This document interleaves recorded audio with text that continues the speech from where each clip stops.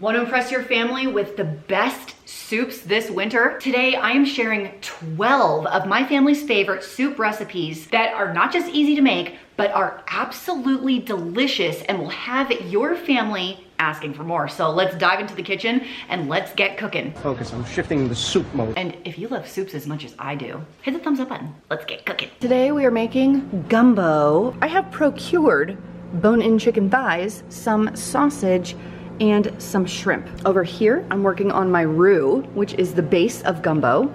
I have a half a cup of flour, to which I will add a half a cup of bacon fat, but I'm not gonna cook it on the stovetop. I'm cooking it in the oven because it's the easier way of doing it. Kind of amazing. Okay, so there goes my bacon fat. It's very hands-off, although you do need to be in the house. Okay, friends, this is 1 hour into it. This is what the roux looks like. This is only my second time to stir it. So this is looking pretty dark, actually. My mom would say not dark enough. At the bare minimum, it needs to be the color of peanut butter. So we are darker than that. So we're on a good track. But my mom also says it needs to be the color of a dirty penny, which means this is not enough. While I was waiting for this, I went ahead and mixed up some French bread dough, which is rising right now. If you haven't seen my French bread recipe, it's not like real French bread. It's just like this soft bread in a French bread shape. Let me show you how to make this right now. Okay, 2.5 cups of water, warm water. So if you can hold your hand in it, you have the right temperature. I have 2 tablespoons of yeast. I like to keep this in my fridge or freezer. 3 tablespoons of sugar. Got to give the yeast something to eat. And 2 tablespoons of white vinegar. This is a tenderizer when you use it in baking. I use it in my pie crust. It makes it so flaky and soft. It will not taste like vinegar. And I will let this sit for 10 minutes or so. Okay, it has been 10 minutes. My yeast is nice and bubbly, smells like bread. So I will add 1 tablespoon of salt and 1/3 cup of oil. You could also use melted butter, whatever oil you want, is totally fine. And 6 to 7 cups of flour. I'm just using white flour today because I want this bread to be a little floofier instead of dense. So I'll start with 3 and get it mixing, and then just add flour steadily until the flour dough ball pulls the dough off the sides. So it's time to start the rise punch down process. So I have this bowl right here, which is some oil at the bottom of it, and the dough will go in here, and I'm going to rise it anywhere from 2 to 5 times, depending on how much time you have or how soft you want your bread to be. I'm gonna try and go maybe 4 times. So you're just letting it rise until it's doubled, and then punch it down, and then let it rise until it's doubled, and then punch it down. So that would be a 2 rise.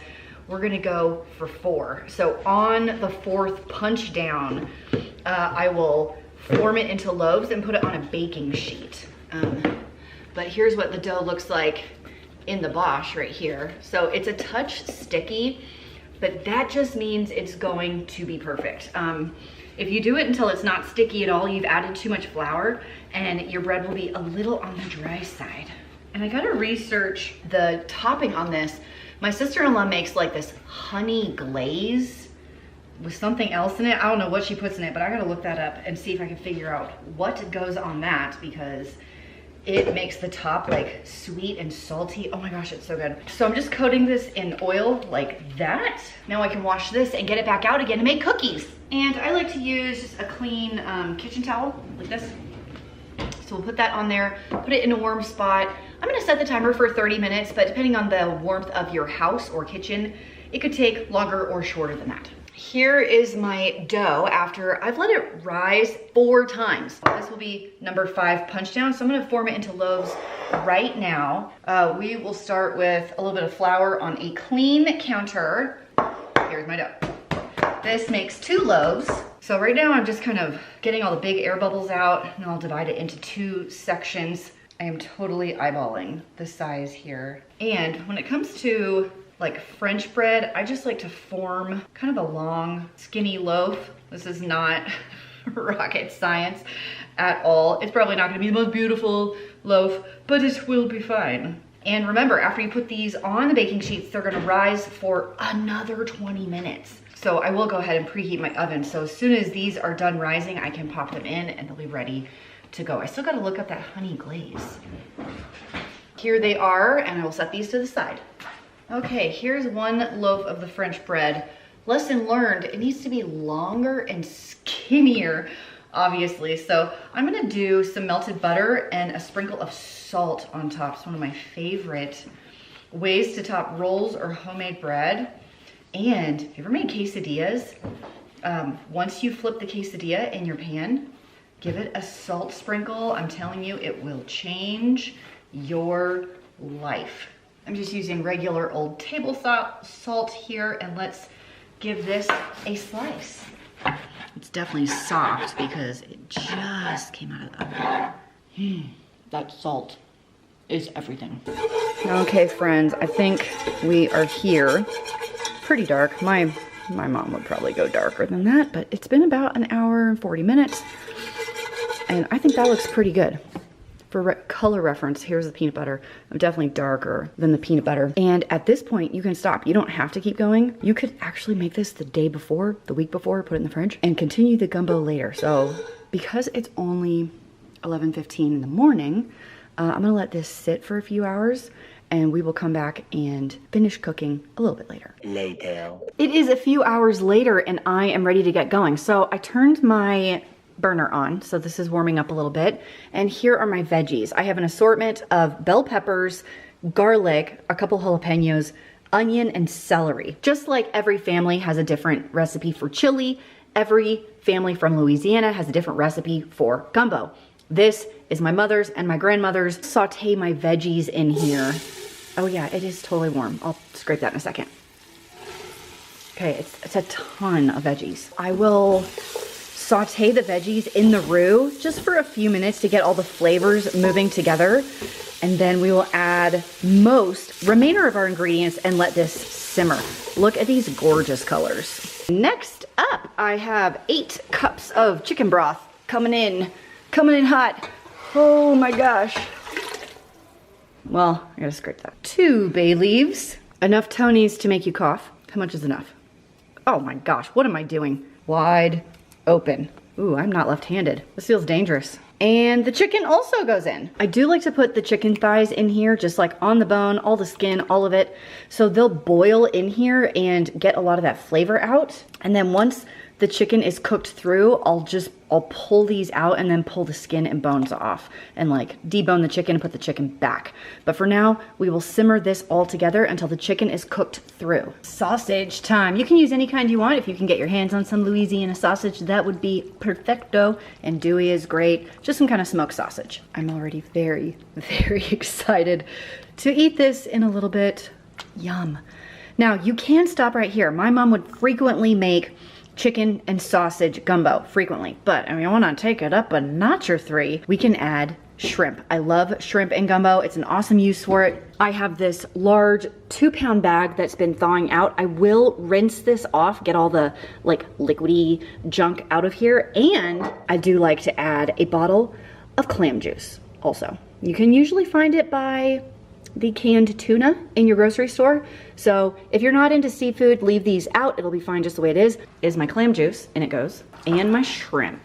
The shrimp do not need very long. My rice is almost done right over here. We went old school in a pot. No Instant Pot over here. Like rice on the stove, you don't need an Instant Pot or a rice cooker to make awesome rice. Look at this huge pot of rice. Look at the beauty of this bowl. Now, I know what you're thinking. Christine's coming in clutch with all of the dinners, all of the soup recipes. With 12 soup recipes, I basically have you covered for 2 weeks out of the month. But what about breakfast? What about on the go? What about our protein needs? Well, my friends, today's sponsor, Huel, is here to help. Now listen, you've seen protein powder, you've seen greens powder, but Huel's Daily Super Blend 3-in-1 solution combines the greens, the protein, and adaptogen blends in one complete meal. I'm a huge fan of picking up a protein shake on my way out the door in a way to bump up my daily protein content and for really easy grab and go meals.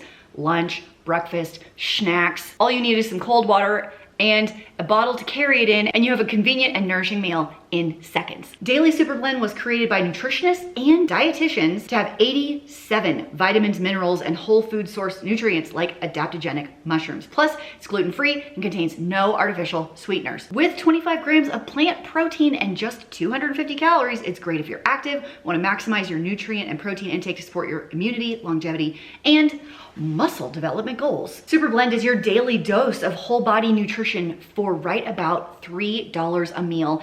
That is a whole lot cheaper and a whole lot healthier than running through the drive-thru. If you want to save money, save time, and eat healthier, all you have to do is use the code FrugalFitMom and you'll get 15% off your first Huel order, plus a free t-shirt and shaker bottle. That's code FrugalFitMom for 15% off your first order. First link down in the doobly-doo below. Having a busy life should not stop you from eating healthy. So check out Huel today. Thanks to Huel, now let's get back to the soups. Let's put together this delicious crock-pot potato cheese soup. I have 6 cups of diced potatoes and 1/2 to 1 onion diced, depending on how much you like onion. 2 teaspoons of chicken bouillon. I just use the cheap powder.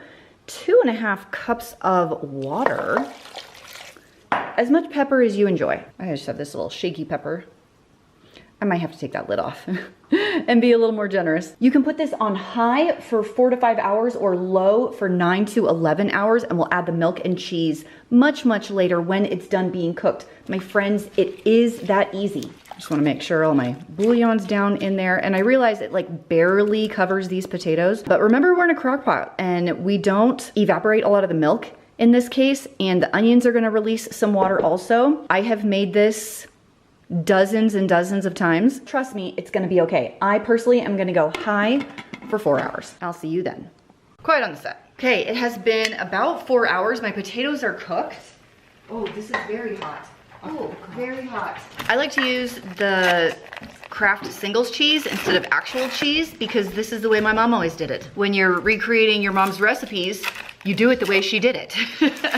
Plus, it was probably, I think my parents did it because it was cheap, honestly. So this recipe is very near and dear to my heart. To this day, my mom is in her 60s. To this day, my mom says this is still her favorite potato soup. So I'm doing 10 slices of the sliced cheese. If you want to use real cheese, it's 1.5 cups of shredded. And I have an entire can of evaporated milk. It does not matter what brand you use here. So the way my mom always did it is she would like lay out the string cheese, the sliced cheese in like a layer like that, and then kind of stir it in, like push it under and then do it again.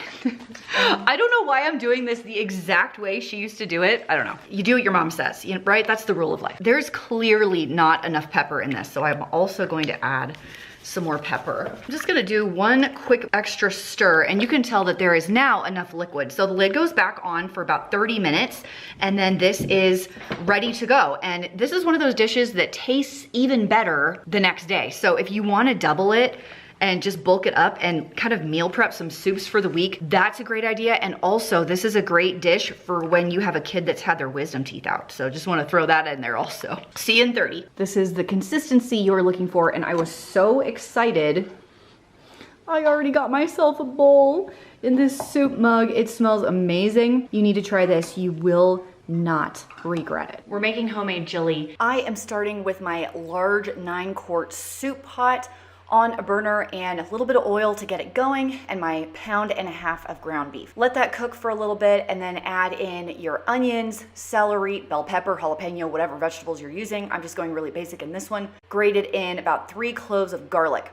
I'm gonna cook that all together until the onions and celery is about done. Then comes the chili powder, and I do use a lot. So in this one I used a heaping 1/4 cup of chili powder. The great thing about chili is you can put in it whatever it is that you like. So you don't like this much chili powder, then don't do it. I put in some Worcestershire sauce, some hot sauce, whatever hot sauce I happen to have in the fridge. Today it is Tabasco. I've also used Tapatio, Cholula, and then your tomatoes. Canned are just fine, you guys.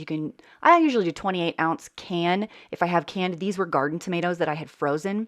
And I do like to add a tablespoon or 2 of sugar. I think it balances out the spice a little bit. about half to 1 teaspoon of pepper, definitely a full teaspoon of salt. Remember, as far as salt and pepper, we can taste again later and make sure everything is delicious and yummy. And because these are garden tomatoes, I do have to mash them up a little. Okay, time to simmer the chili for about 30 minutes. The pinto beans are in, and I notice actually doesn't look like there's that many beans in here. We're gonna add a ton of black beans as well. I just pulled these out of my freezer, and so I'm gonna run this under some warm water just so I can get them out of here and dump these in as well. Because why not? My black beans are pretty frozen. The best news is if I let it sit for a day, it's gonna taste better. And we like to serve ours over rice and with cheese and sour cream and chips, but you don't have to do that way. You could serve it over baked potatoes. You could just serve it like this with no rice. We are going to make a soup out of these ingredients, and it's a soup that I had a lot growing up. We called it the belly button soup. Okay, you don't have to call it that because of the tortellini. We just thought they looked like belly buttons, and as kids, it was the belly button soup in my house growing up. It's an easy soup to make. This is a serving bowl, for like a salad serving bowl, and I have all of the carrots, the 2 onions, and 3 massive cloves of garlic chopped in here, and this is 8 cups. Anyway, I have my large soup pot. I chose this one because it's a 9-quart soup pot, and I am trying to triple this recipe, and I wanted it all to fit in this one, so fingers crossed it will all fit in this one. Now, the recipe says basically to dump everything in and simmer it for 30 minutes. I think that's all I can fit in here. So I'm gonna bring this to a boil, and it's gonna simmer for about 30 minutes, and then it's gonna be done. My veggies are soft, so I added the rest of my broccoli, and I tasted for seasoning, and I definitely needed the other bouillon cubes, so I added the rest of them. We're just gonna simmer this for another 10 minutes. My mom always served it with Parmesan cheese on the side. It is not necessary to do that, but if you do have it or have a couple dollars to pick up a cheap Parmesan cheese, that's another addition to make the taste even better. I am using a dried bag of Great Northern beans because it's cheaper, and I couldn't find the cannellini beans, so I'm cooking them in my Instant Pot right now. I did not soak them. I just put them in dry with a ton of water and let them cook until they're done. This is literally the easiest and cheapest recipe ever. It has so few ingredients, but the flavors will like bow, punch you in the face. And as you're gonna watch me put this together, like butter, onion, garlic, well, first of all, that's amazing. Who doesn't love that? You have some beans, some sage, chicken broth, some salt and heavy cream, and a little bit of pepper. You guys, that is it. It is so simple. It is an amazing make ahead, especially if you invite people over, because you can like make it the day before, keep it warm in a crock pot, and you can just serve a soup course. You could have courses at a dinner party, and they wouldn't even know that it was this easy and this inexpensive to make. The hardest part is having your cooked beans like ready to go. But of course you can use canned cannellini beans. It'll make it that much quicker. And I do have an immersion blender. It is one of my favorite kitchen tools because I do like to do pureed stuff a little bit. This is also excellent for kids that have braces. This was one I made a lot when I had kids who had braces. And in this video here, this recipe, I had braces. So it was helpful for me as well because you don't have to chew anything, except of course for the crusty bread. Oh, there it is, delicious. This is going to be taco soup. So I have some black beans, some kidney beans, a couple onions, some hamburger. You could do turkey burger if you want, and assorted canned tomatoes. You could use any variety you like. This is just what I had. I always have canned tomatoes on hand, so I have a petite diced with chipotle, chilies, and a Rotel knockoff. This is creamed corn. I've got my meat browning with the onions and a little bit of garlic. When the meat's totally done browning, I will add all of the tomatoes and my taco seasoning. Here I've added all of the cans of beans and the canned tomatoes. I probably have the equivalent of 2 to 3 cans each of kidney beans and black beans. Of course, you could use whatever assortment you like here. And then I just like to add the tomatoes until it looks soupy. And then I like to add just a little bit of water. Now to this, I'm going to be adding 2 full packets of taco seasoning. And we noticed when it was done, I actually could have added maybe a touch more because there's a lot of food in this pot. I let it simmer for a couple hours, but I added the can of corn, and this is what it looks like. I did end up adding a little bit more water, and now you can serve it basically with whatever you like to serve tacos with. Cheese, sour cream, chips, or you can just eat it like this. I have about 8 cups of chicken broth right here and some chicken that I had just thrown in my Instant Pot real quick. I'm gonna shred it nice and little and dump it in the water. You're basically just gonna take your chicken broth and chicken, up to a full rolling boil. So while this is coming up to temperature, I'll put the dumplings together, and then once the dumplings are made, you'll drop them in once it's at the rolling boil. And they only cook for a couple minutes. Oh, and feel free to add lots of pepper. The people, they want the pepper, all right? Onto the dumplings. All I have in here are equal parts flour and water, some black pepper, Do not be afraid of the pepper. and some salt. I did a half a cup of each this time because last time I did 1 cup and it was like too many. So you start there, and then see how liquidy this is? I want it to form more of a dough. So you just add flour and keep stirring until it turns into a dough that you can roll out. Okay, I ended up with about 1 cup of flour and a half a cup of water to get to this point. Now I'm gonna try and roll it out and make some strips. So keep in mind that you are going to get messy. I actually should have been wearing an apron during this. There's a lot of flour on your counter, on your hands, on your rolling pin. You want to roll these out as thin as you possibly can get them. And then I just use a little butter knife to cut some strips. They do not have to be perfect. Clearly mine aren't perfect because they're just going to cook in the pot and get cooked and mushed up anyway. Drop them in when it's a full rolling boil, one at a time. Cook them until your soup is ready. Okay, there's the chicken and dumplings right there. I might get out some saltine crackers for that. I have some homemade bread and butter. For dessert, some cherry crisp. This Mexican black bean sausage chili does have a few more ingredients, but they are simple, basic, easy to find, and quick and easy to put together, which is my favorite part. We are just browning the sausage, the onions together, and then basically dump everything else in. It's super, super easy. And you just simmer it together until all the flavors come together. So obviously, the longer it simmers, the better it's going to be. Now that the sausage is cooked, in come my onions, 1 to 2 cups, depending on your onion preference. I'm of the opinion that if a little onion is good, more onion is better. 2 cans of diced tomatoes, in they go. 4 cans of black beans, or you can use 1 pound of dried beans that you cook yourself. I didn't even drain these. Look how easy this is. 3 cups of chicken broth. I'm just using plain water and chicken bouillon powder. 1 tablespoon of cumin. This measuring spoon is a half a tablespoon, so I've got heaping here. 2 teaspoons of oregano. I'm gonna go a little shy on this one just because Dave doesn't prefer a ton of that. Half of a can of chipotle chilies in adobo. About a tablespoon.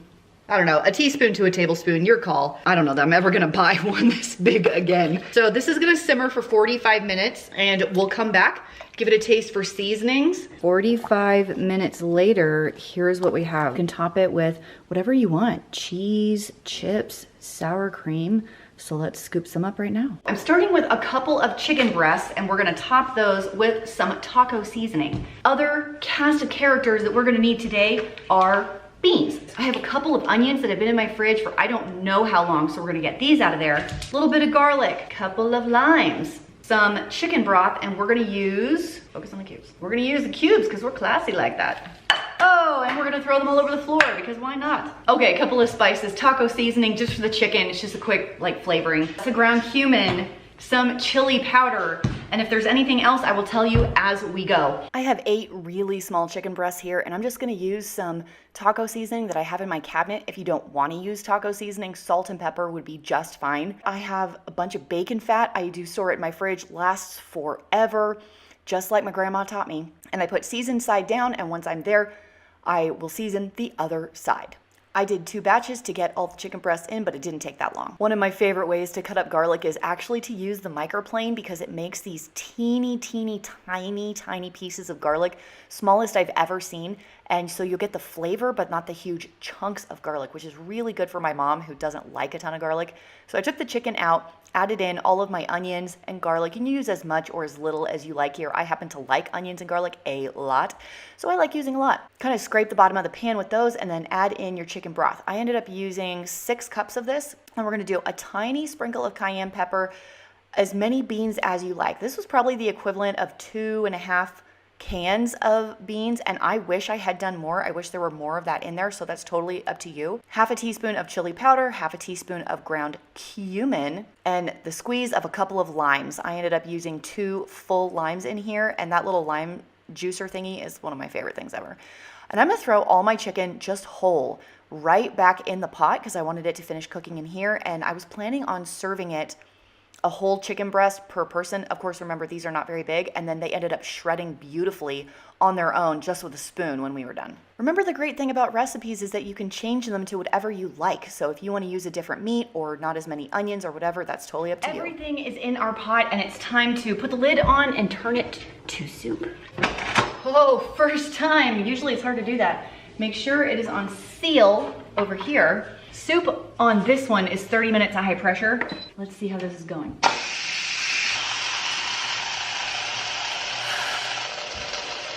Any day now would be great.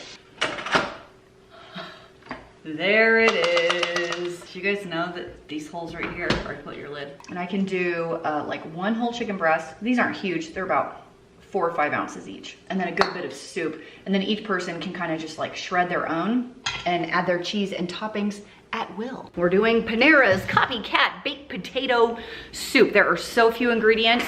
It is cheap and amazing. Doesn't take very long, doesn't take very many things, and it will be a crowd pleaser every time. I'm over here at Mr. Stove, and I have my huge soup pot right here, and I'm going to add 12, because I'm doubling this, okay. The measurements I'll give you are for 6. 12 cups of chicken broth. I'm just using this. And 12 cups of diced potatoes. So I don't have the powder in here yet, but the potatoes are ready, so let's dump those in. Okay, here comes my powder.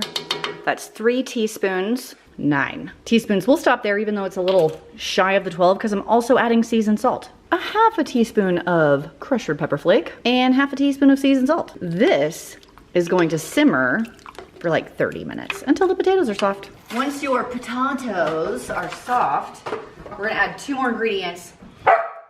Because I doubled it, I'm gonna add 2 of these. 1, that's appetizing, isn't it?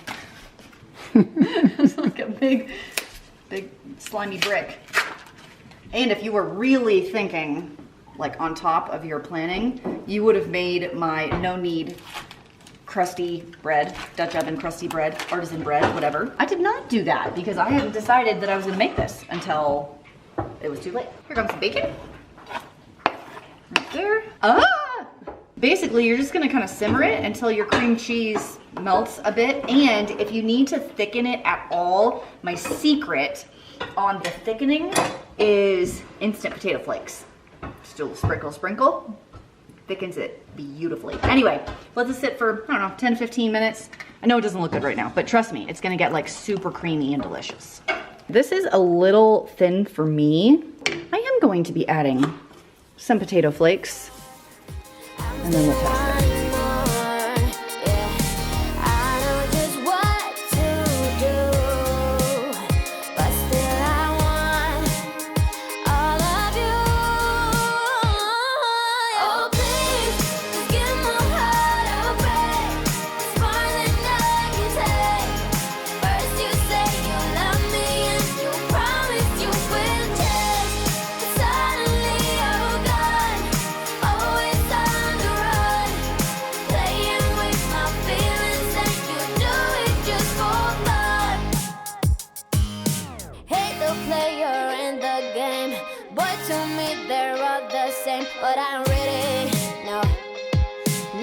You guys have been super today. Now go make all the recipes, come back and tell me which is your favorite. Nah, I'm holding you to that. Don't forget to get those free recipes down below.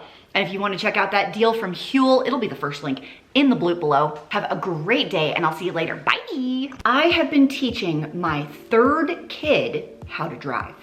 He took driver's ed in the spring, but in the state of Idaho, you have to accumulate 50 hours of drive time and have had your license for 6 months or longer before you can get your license. So we're at the 6 months. We are not at the 50 hours. And honestly, after the first 2 kids, the first 2 kids were such a horrific experience for me. It is so horrifying to take your teenagers driving with like, death could happen. And there's been a few situations where that was very at the front of my brain. Like I could die today. Something would happen and I'd be horrified and I'd make them pull the car over and then make them switch because I just could not, like I couldn't handle the stress. So on the 3rd kid, I'm not gonna lie to you, okay? I'm not gonna lie. I was very hesitant. He'd be like, can we go for a drive? And I'd be like, maybe not. Like I I have too many of these wrinkles. I don't want more, and also I don't want to die today. I can admit to you, my friends, that I was not a great parent in this scenario. The 6 months rapidly came to a close, and then I'm still driving him everywhere, which is highly annoying. So for the last week, in 1 week, we accumulated 10 hours of driving with him. He's driving because I think he needed like 30 more hours. So in 1 week, we accumulated 10 hours. I did all of them myself. I wanted to share with you that all is not lost when it comes to parenting. If you've had previous children that were difficult in some way, shape, or form, potty training, temper tantrums, homework at school, driving like crazy people, my third child has picked up on the driving much quicker. And so I'm feeling very relieved. Now when he says, can I go for a drive? I'm not thinking I'm gonna die today, update my will. I'm thinking, sure, that could be fun. Maybe we'll go on an adventure. Maybe we'll drive out to the mountains and have a hike. Parenting advice from me to you today. All the kids are different. They all have different challenges. So if driving is one of the most horrifying things you've ever done, hang in there. You might have a kid that picks it up just like this, because I sure did. How's it gonna end up? Who's to say? The suspense is terrible. I hope it'll last.